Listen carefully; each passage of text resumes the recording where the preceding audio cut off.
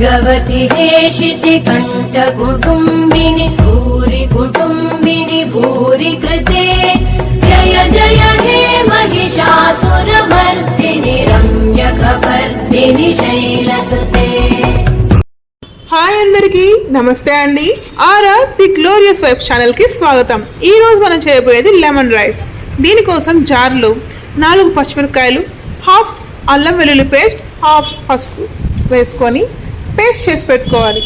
ఇప్పుడు స్టవ్ పై కడాయి పెట్టుకొని అందులో 2 స్పూన్స్ నెయ్యి వేసుకొని 1 స్పూన్ ఆవాలు, 1 స్పూన్ జీలకర్ర, 2 స్పూన్స్ శనగపప్పు వేసుకొని శనగపప్పు బాగా దోరగా వేగేంత వరకు ఉండించుకోవాలండి. ఇప్పుడు ఇలా వేగిన దాంట్లో 10 నుంచి 15 వరకు క్యాష్యూస్ వేసుకొని ఒకసారి బాగా కలుపుకొని ఇప్పుడు అందులో శనగకాయ పప్పులు వేసుకోవాలి. నేనైతే శనగకాయ పప్పులు ముందుగానే వేయించి పెట్టుకుంటానండి, స్టోరేజ్ అలవాటు ఉంది.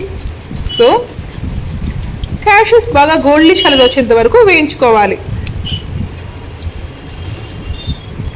ఇప్పుడు అందులో మనం ముందుగా పచ్చిమిర్చి పేస్ట్ని వేసుకొనేసి పచ్చివాసన పోయేంత వరకు బాగా వాడ్చుకోవాలి.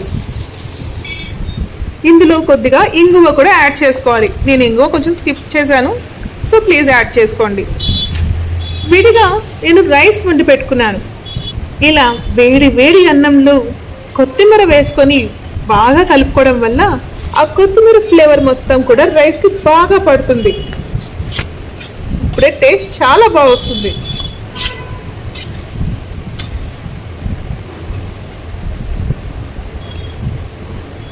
ఇలా బాగా కలుపుకున్న రైస్లో హాఫ్ స్పూన్ సాల్ట్ వేసుకొని మరొకసారి కలుపుకోవాలి. బట్ ఎక్కడ ముద్దగా కాకూడదండి.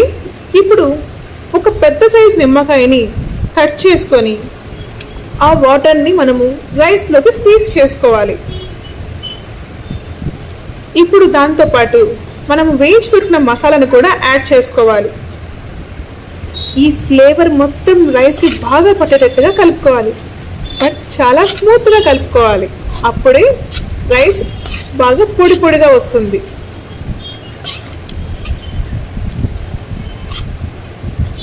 ఇలా బాగా కలుపుకున్నాక ఇది దేవునికి చేసే ప్రసాదం కాబట్టి మనమైతే టేస్ట్ చూడకూడదండి. అంతేనండి, లెమన్ రైస్ రెడీ అయింది. Thanks for watching.